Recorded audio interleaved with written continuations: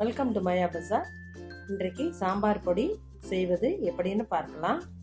இரும்பு கடாய் வச்சுருக்கேன். சீரகம் 100 கிராம். மீடியம் ஃப்ளேமில் விடாமல் வறுக்கணும். ஒரே மாதிரி செவந்து வரும். செவந்துக்கிச்சு வாசமும் வருது, எடுத்துருவோம். உளுந்தம்பருப்பு 150 கிராம். முழு உளுந்தும் போட்டுக்கலாம். நான் பொட்டு உளுந்து போட்டிருக்கேன். இப்போ பொன் கலராக மாறிடுச்சு, எடுத்துடலாம். ரொம்ப கருக விடக்கூடாது. கடலைப்பருப்பு 150 கிராம். நல்லா சமந்துக்குச்சு. லோ ஃப்ளேமில் ஒரு நிமிஷம் வச்சுட்டு ஆஃப் பண்ணிடுவோம். வெந்தயம் 100 கிராம். வெந்தயம் பொரியுது. லோ ஃப்ளேமில் ஒரு நிமிஷம் வச்சு எடுப்போம். சிவந்துருச்சு.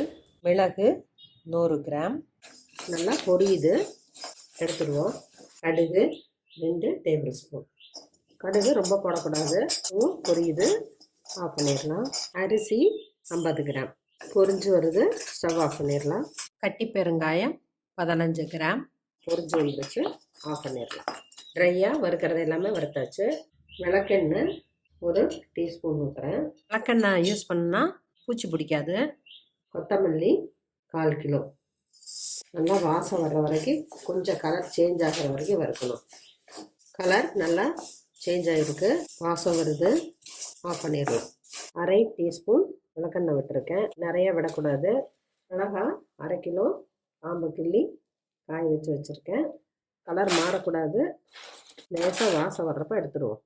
இதே போல் மீதி மிளகாயும் போட்டு எடுப்போம். வரமிளகாயை வெயிலில் காய வச்சு ஆட் பண்ணிக்குவாங்க, அப்படியும் செய்யலாம்.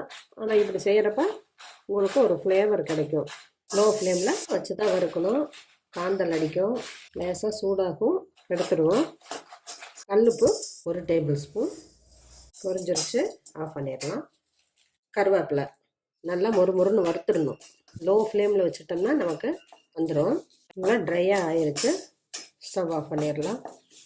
விரலி மஞ்சள் 5 காய வச்சு போட்டுக்கலாம். எல்லா பொருட்களையும் வெயிலில் வச்சு நல்லா காய வச்சுட்டு தான் வறுக்கணும். வறுத்த பொருட்களை நல்லா ஆற வெட்டி ஏர்டைட்டான பாத்திரத்தில் போட்டு மில்லில் அரைச்சி இந்த பொடியை நல்லா ஆற விட்டு பாத்திரத்தில் போட்டு வச்சுக்கிட்டோம்னா நமக்கு ரொம்ப நாள் வரும். ஃப்ரிட்ஜில் கொஞ்சம் ஸ்டோர் பண்ணி வச்சுக்கிட்டோம்னா ஃப்ரெஷ்ஷாக இருக்கும். சாம்பார் பவுடரில் 2 டீஸ்பூன் விளக்கெண்ணெய் விட்டு நல்லா பெசரி வச்சுட்டா வெளியே இருந்தாலும் பூச்சி பிடிக்காது. சாம்பார் பொடி ரெடி ஆயிடுச்சு. சைவம் அசைவம் எல்லாத்துக்குமே நம்ம யூஸ் பண்ணிக்கலாம். யூஸ் பண்ணி பாருங்கள், எப்படி இருக்குன்னு சொல்லுங்கள். தேங்க்யூ.